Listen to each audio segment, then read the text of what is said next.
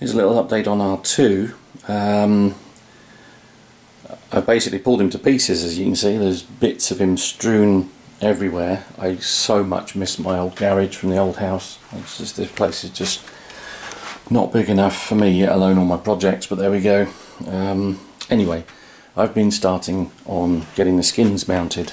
It's not easy, I don't think. Maybe that's just because I've got real problems with my joints now. Everything I do is quite painful, but the real trick is just to try and keep it all tight and get it to line up. I've got a nice join this side. I've had to redraw some of the holes because my frame, this Jag frame, isn't quite right for these spaces, as you can see for the skin blocks. I've had to add washers behind to get to the surface. But I'm getting there. I'm having to make a few little mods as I go. I wish now I'd spend a bit more money. Well, I wish I could have afforded to spend a bit more money and buy an actual frame, because it would have been just that a little bit more accurate. Having said that, all I've got to do this side, I've got a little bit of a overlap on this side. I've only got a, well, you can see there, probably a millimetre or less to shave off, just there, there and there. That shouldn't be too bad. And looking underneath, it's a pretty, I've got the height just about right. I actually had to extend, I don't know if I can show you from here, inside the frame. I've actually had to break the frame in two and not only put some spaces here, but I've got some spaces underneath this side support, which effectively lengthens the bottom part of the body to bring the actual chassis to exactly the same height as the skins. So that's a nice fit there, and if I can lift the head off with one hand, ouch, and it's fairly nice there. I'll try and get it a little bit tighter in if I can. There's a little tiny bit of play there, but it is very hard to do this. When you do it, I use some ratchet straps from Halfords, which are actually pretty good. They hold it nice and tight. But you've got to remember that every time you take it apart now, for example, if I take these skin blocks off or want to do anything else major with the actual frame, there's no guarantee everything's going to go back in exactly the right position. So I think I've got it fairly neat around the edge. I'd like it a little tighter, but you're not going to see that gap anyway. But at least the height is pretty good. So, hi all, just a little bit more work being done on R2. I've got him pretty much in pieces at the moment, as you can see. In fact, he's strewn all over the place. That's because I've had some new parts that have arrived. Recently I've been able to complete the battery boxes, which are in place. Let's see if I can show you. I have to excuse the mess around here. So yeah, we've got the battery boxes on, we've got the cables on. I've just had the bits that have just come of the brackets that go on the side of there, and also some plates that go on the, basically, if I can show you on one of these, the little flat part just there where my fingertip is, that's just arrived, and that's basically these. There's two of them and they fit either side. So what I've had to do, they're going to basically go, you can see I've got the skins on as well, I've got the front skins on, hopefully you can see that, and then this is going to go effectively somewhere there to catch the side of that, that part of the skins. So that means removing the bottom disc, which I've done, and I've drilled the holes,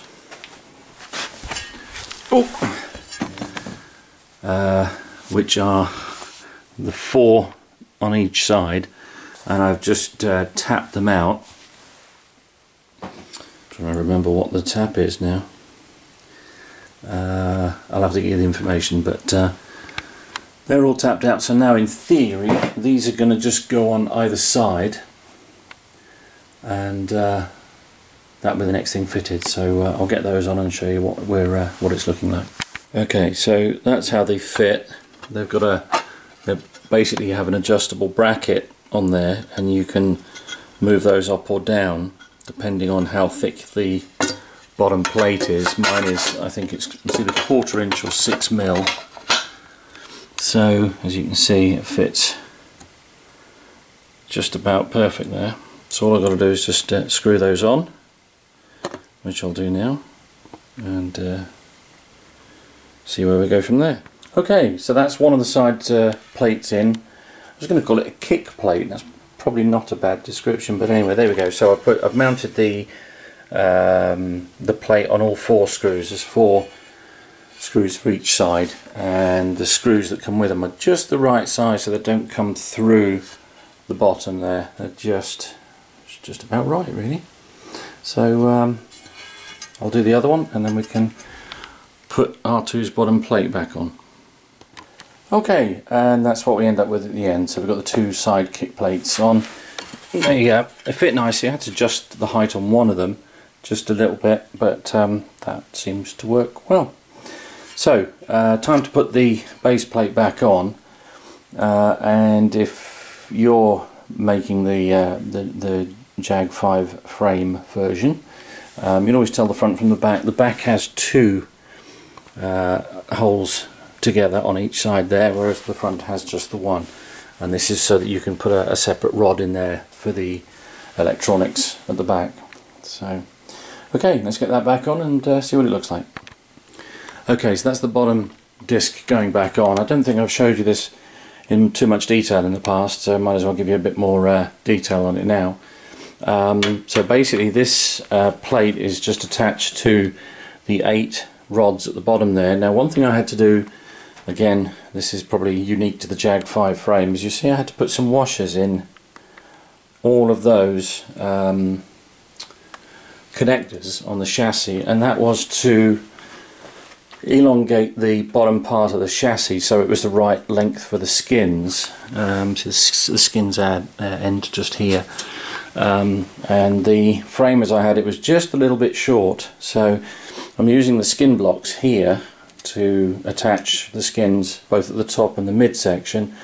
The bottom though, there's a problem. There's something different about my frame, so that if I'd used the skin blocks on here, it would have protruded into this gap, which has to have the side pocket vent on, or the side vent on, I'm not sure what it's called. So I've had to, instead of using the skin block there, I've just literally drilled straight into the second disc. Lots of measuring and checking and double checking. I've got a false hole there too. I did drill one that missed. That was from before. I wasn't aiming for that. That was when I was trying to mount something on top, but I'm not going to use it. So that's going to be rubbed down and then filled and painted. But then this is the inner skin, so there's another skin to go on top anyway, actually, so you wouldn't see it even if I left it. So that's basically what the frame's looking like with the front skins on. I'll twist him round in a minute and get him upright. I'm just going to tighten up these. These, incidentally, I think they'd have all been about 1/4 UNC on the American plans, but I think, if memory serves, I modified all these and I just used M6 because it was easier to get hold of in the UK. And I've used M6 countersunk hex bolts, so no screwdriver heads to go all nasty on me. And it just looks nicer because it's all nice and flush. All I've got to do is find my Allen key now, which I've just spotted. There we go. So those will all pull up nicely. What I tend to do is a bit like the wheel nuts on a car when you replace a spare tyre. I'm tending to do opposites, so it pulls up all nice and square. I'm sure that's probably completely over the top and unnecessary, but if it works, don't knock it, I guess.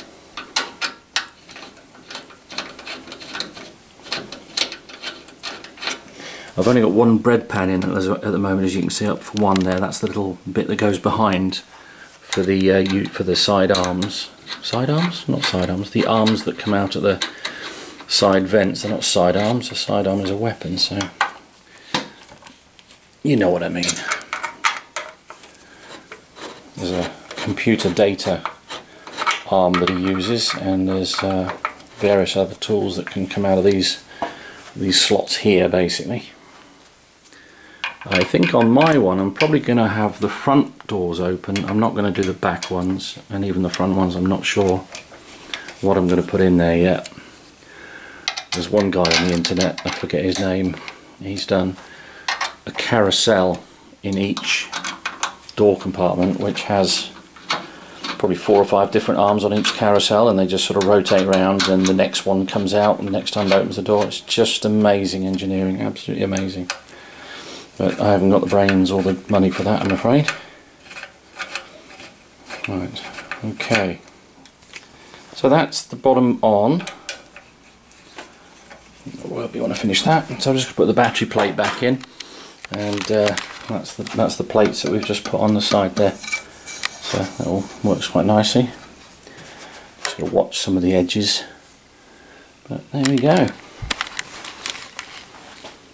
So I'll just put the top skin on, or the back skin on, and give you a little look at that. Okay, the rear skins are on. They're pretty good fit actually. They're not perfect. I've still got a little bit of sort of adjusting to do to make these meet nicely and sort of file them away so you can barely see the join, but it's not bad so far. And obviously the door's been removed, so I can start to build the back door. So there we go. I'm just going to put him up so he's standing upright, and that'll be it for this little job. Hey guys, a bit of an update on R2.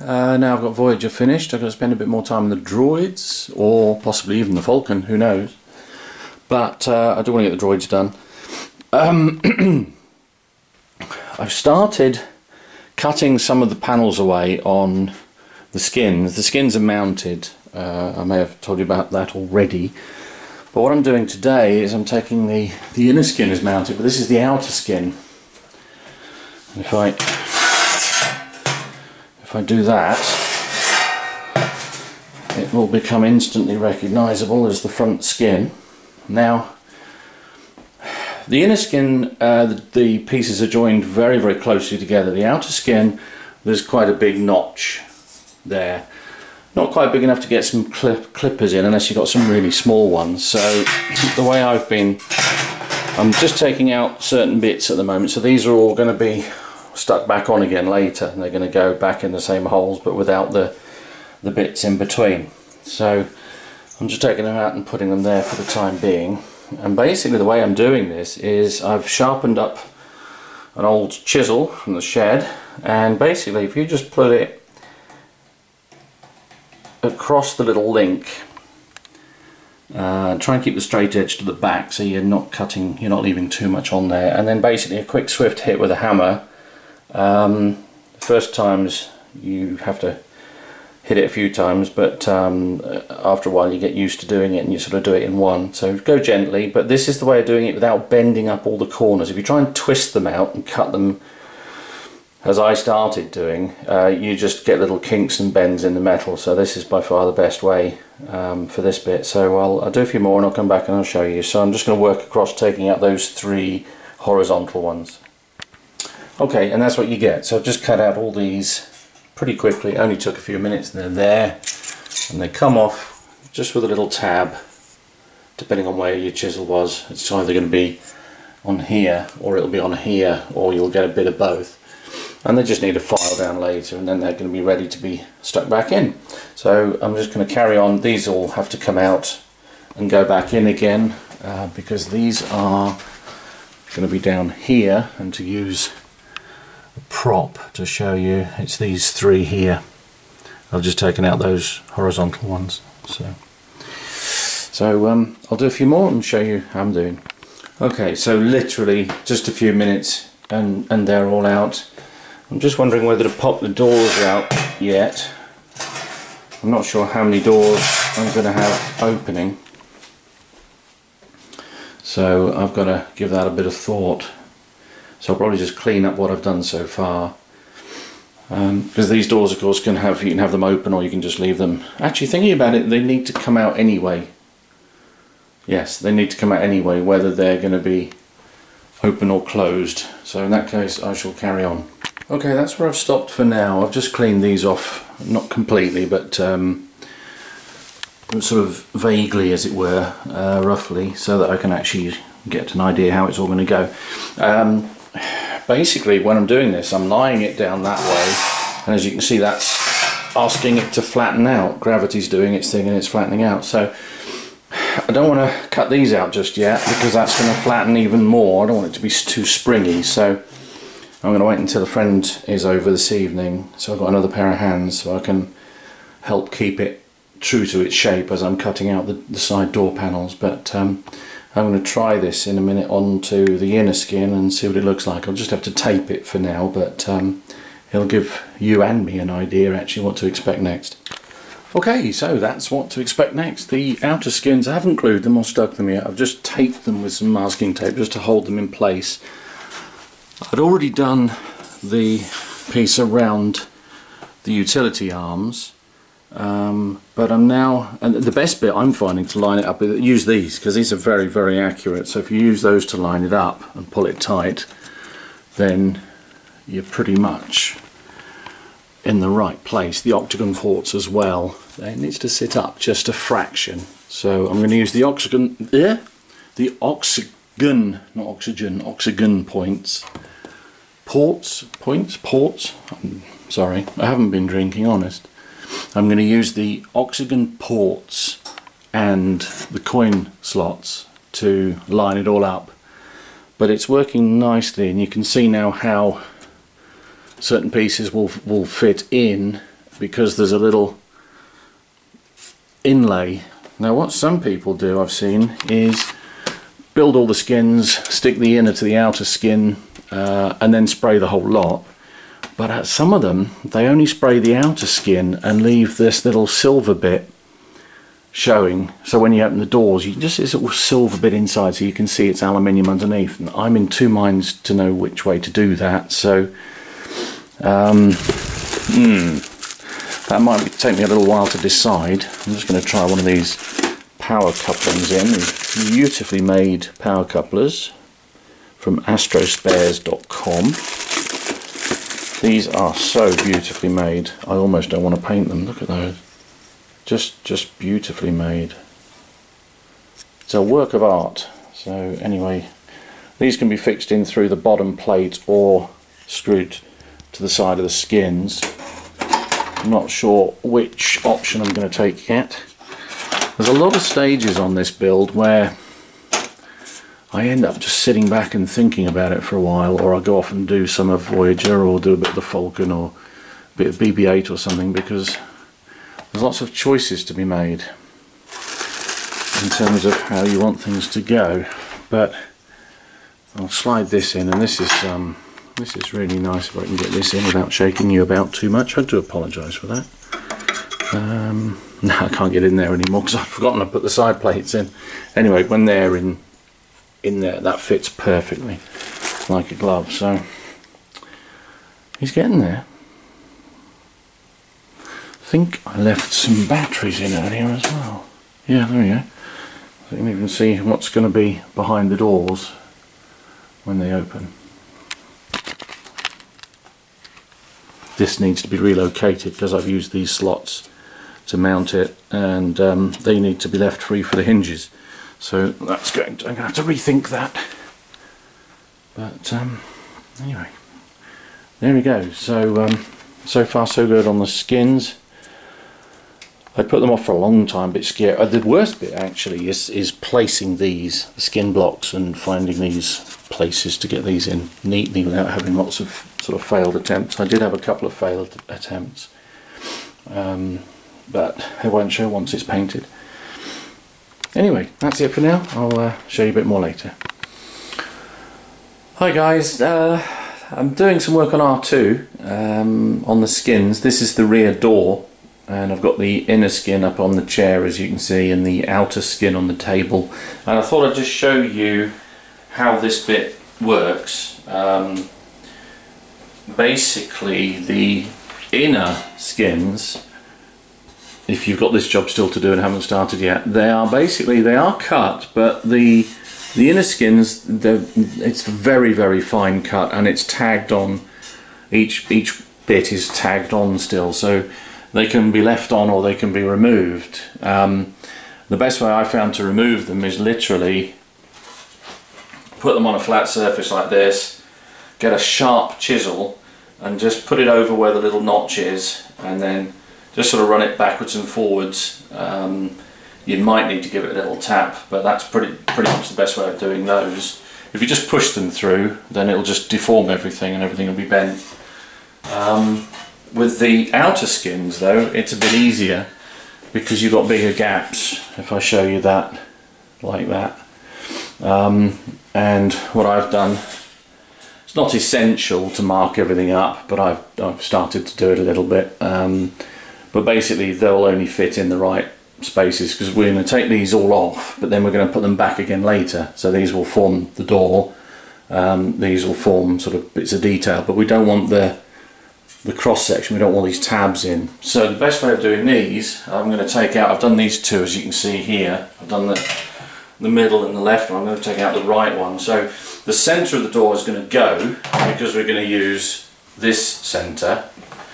So I'm removing the bits I've put the crosses on, are the waste pieces, so I'm going to take those out first. So this is what I'm doing, so I'm taking the chisel and I'm just putting that in the middle of the tab, making sure it's lined up, and actually that's the wrong one, it's that one I want to do, and then just give it a good tap. Now obviously if you're going to use your kitchen table like I am, make sure you've got some cloth down, and then I've got a proper cutting board down as well, so I'm hoping I'm not damaging the table. I've only got myself to blame if I do. So that's it.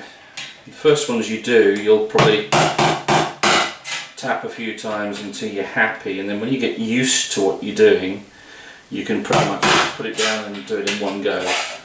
But don't try for that, that'll just come naturally. It's more important to get them off without damaging anything. And usual warnings apply about damaging things. You don't want to damage yourself either, so be careful what you're doing with this.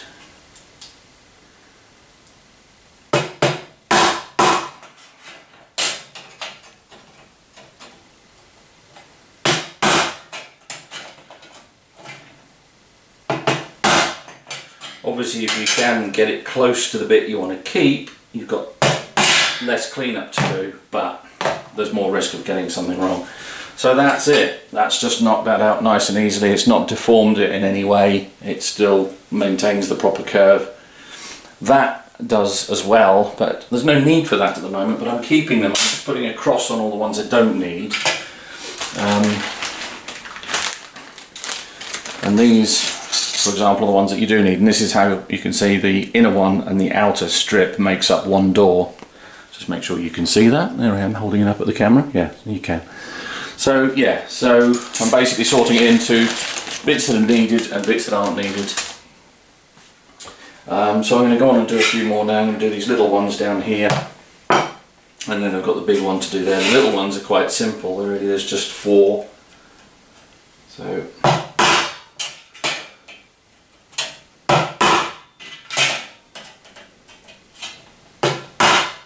make sure you got it lined up before you go for the final blow, as it were. The skins aren't the most important, sorry, they're not the most expensive part of the droid, but they're about $250 a set, plus shipping, and then plus customs charges. Thanks very much. So you don't really want to get it wrong because they're expensive to, fairly expensive to replace, I suppose. There you go. I had to go around that one again. I must have done that a bit too gingerly, perhaps as I'm talking to you guys.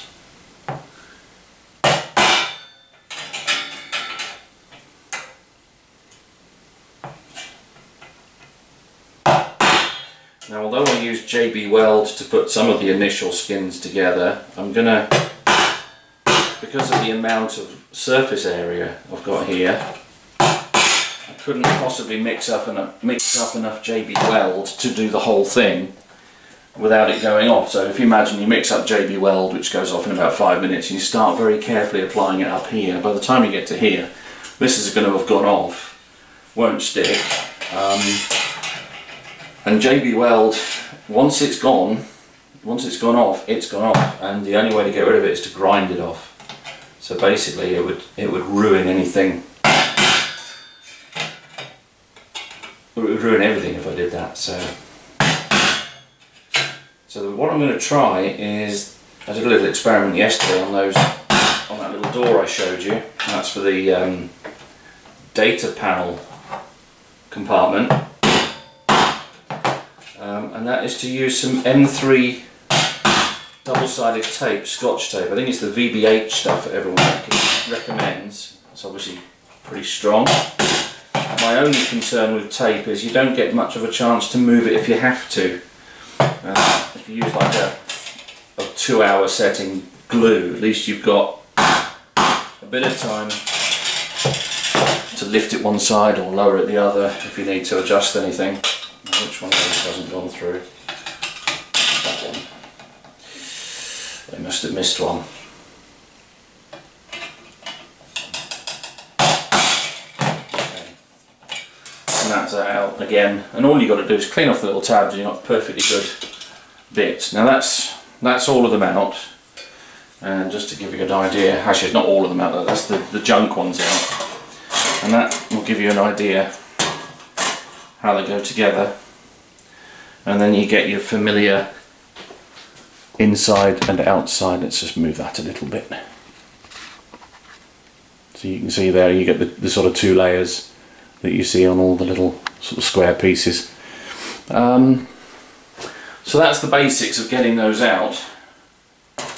And then and this is a slower bit, is you do then have to go around and find all these little, let's try and show you again, all these little tags that get left on, and then you've got to file them off. That's a little more time consuming, but it needs to be done because it would look awful and you'd probably cut your hands as well.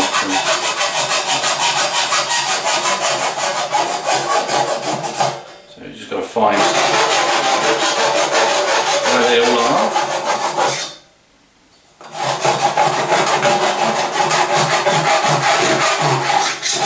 This is where if you cut it close to, you save yourself some work, but don't try that unless you're pretty confident, otherwise you'll take a chunk out of the bit you want to keep and then you won't be too pleased with yourself. Anyway, I hope that's helpful. I'm going to carry on now, clean those up, and then I've got plenty more to do, as you can probably imagine, so I'll check in with you a bit later.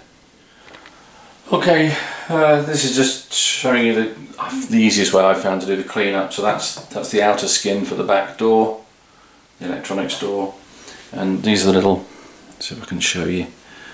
These are the tabs that you get, these little things just here. These all want to come off, and I'm just getting a flat, fairly wide file, holding it very close to the end, and then we're going to go for that one there, if I can show you. And there we go, and it's just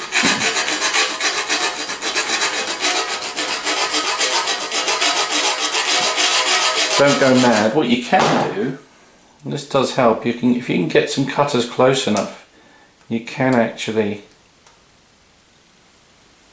reduce the workload a little bit, but you have to be very careful not to go too far, so it's better to leave a bit extra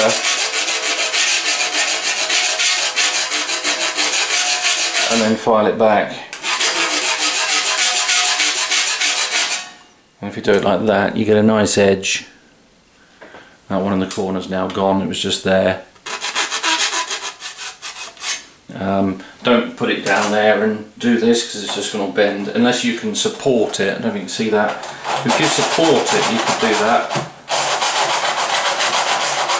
But keep the file perpendicular to the edge of the edge you want to cut.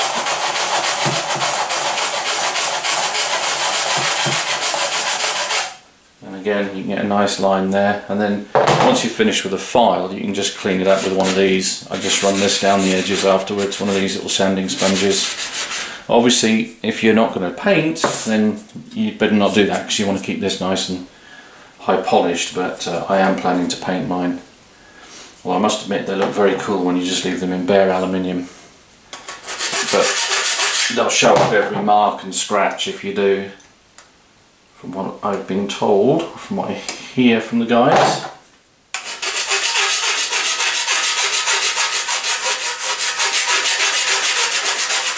It was the guys in the Astromech.info club, that's the UK R2 Builders Club.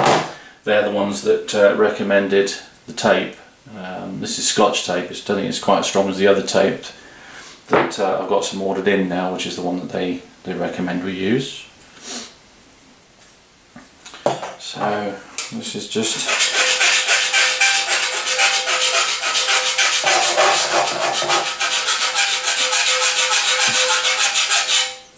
a case of going around and finding little knobbly bits and removing them.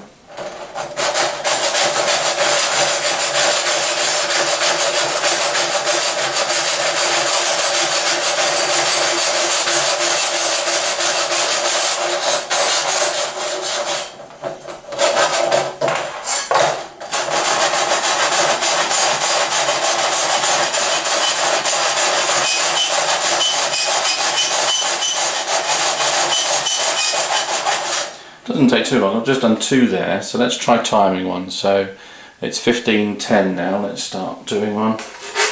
This is quite a big one as well, that one there.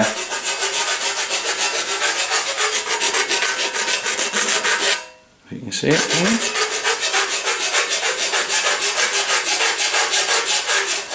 And I'm not going mad, but that's gone now. And it's 15:11, so yeah. So it takes about a minute for each one. So although it looks like there's a lot of work, it's not really.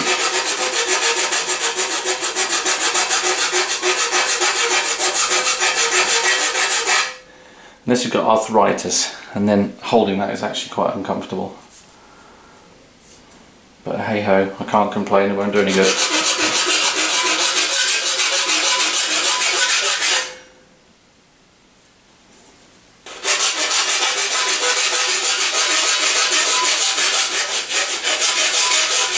Anyway, sure you don't want to watch me do loads and loads of those. You can get the idea. Hopefully that's been of some help to you.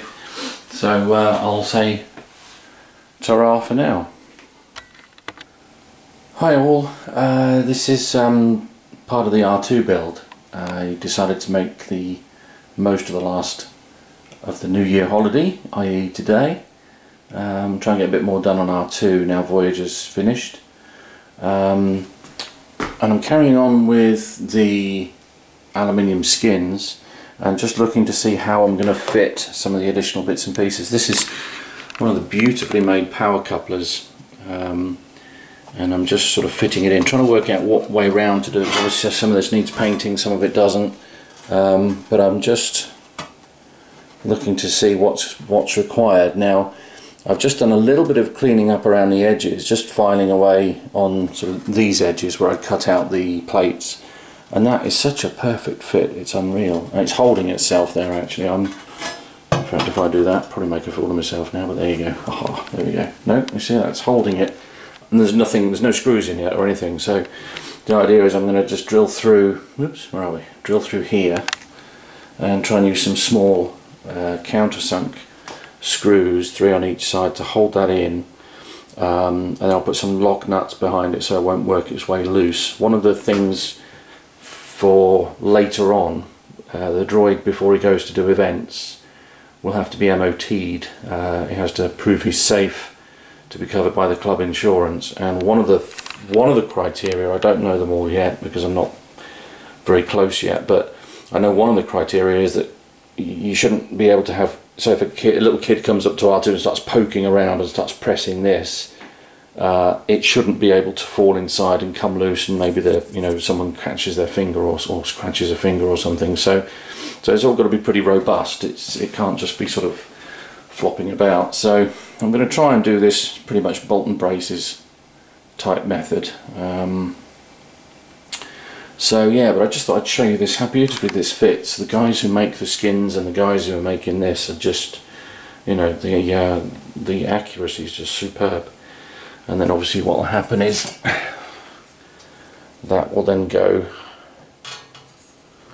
on the outside and then line up sort of like that, but closer obviously. I'm just holding it in place at the moment. And yeah, it's all going to look pretty good hopefully, so I'm going to go and crack on and I'll see you later. Okay, so more on R2. I've got the power couplers fitted in both the front and rear skins. I've still got to do a bit more work to countersink these screws a little bit better. They're still a bit proud. The flatter they are, then the better the skins will fit. But that's basically how it goes in. You can see I did the coin slots earlier as well. I might, while I've got it in pieces, I want to take the doors off, so I might do that next, just break those out, and that's the chisel method I showed you earlier, because I'm going to want at least one, if not both doors to open, I think, on R2. Okay, so I've been working on a bit more of R2's skins today, and I've made up a couple of the doors, made one of the big doors there, and basically the doors they consist of a piece of the inner skin, like so, and then that's sort of embellished. That's a good word for this time of the afternoon, embellished. I haven't used that. I wonder when would I have last used the word embellished.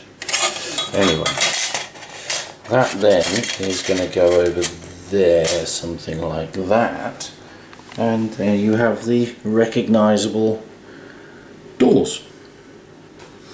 So I've done the left hand side one, I've done this little one, done the charge bay, I've got the data panel one in there as well, and just for the time being I'm just taping everything in place, and then eventually I'm going to be sticking some hinges on the back of these so that the doors open, and then some little servos with some springs on the end which should allow them to open and close, and hopefully with the springs it will allow them to pull tight and stay shut and not rattle. That's the plan. Anyway, I'll get a few more on and then show you again. Okay, so I'm just doing the last of the doors, and this is about the best way I've found of doing them. Let me just show you before I get too far into that. I'd marked all these off just before I started, so right front, and that is just in case anything isn't quite square, at least it will go back together. And the doors are really just made up of the inner piece of the inner skin and then the outer piece of the outer skin, and that's what gives us those recognisable doors. Now the way I like doing them is with the 3M tape, because you don't get goo everywhere and glue and have to wait for things to dry and then have a major clean-up job. So I'm just lining the tape up on the inside edge, just giving that a quick bit of pressure just to make sure it adheres, and then at this stage it's nice and easy to clean it off. It wouldn't be later, so I'm just literally cleaning as I go. Some little scissors would probably be easier, but these work. And I'm just doing it at an angle so that the metal becomes part of the cutting blade, and then it just goes through nicely, as you can see. Okay, so some of the first doors I did just how I've seen them done on the internet. So once I get to that stage, take the backing off, drop this on, and if you get it right, it's great, but if you miss it, you can get into a bit of trouble if it's a bit wonky, and then of course it won't shut. Right, well, okay, so the gaffer's come to inspect. What do you think, Inky? Is it alright? Is it okay? No, okay. No, dinner's more interesting, isn't it? Yes. Okay, so We've got some doors made up now. I'm just going to leave them clamped overnight just to make sure that tape sticks down properly. That one was done a few days ago, so that's okay. With these little sponge sanders you can get some beautiful finishes on aluminium, and I'm still fighting the whole idea of am I going to make R2 and paint it white, or should I do a different droid just to be different? And then you go through the aluminium looks so nice, it's a shame to paint it thing, and then you end up starting to think about doing aluminium ones, so we'll see. But anyway, this is where I'm going to leave it for the day. So we've got all the front doors now are built. The little panels in here, they need to go on after this bit's secured, and I can't secure that yet until I look at how the coin return slot in and the octagon port are fitted, because if you look at these, the coin slots inside are actually screwed in. As I mentioned earlier, if you're at an event you can't have bits falling off your droid and little kids pushing their fingers in and getting them cut, so they has to be properly fitted together. The power coupler, you can see, is screwed in with some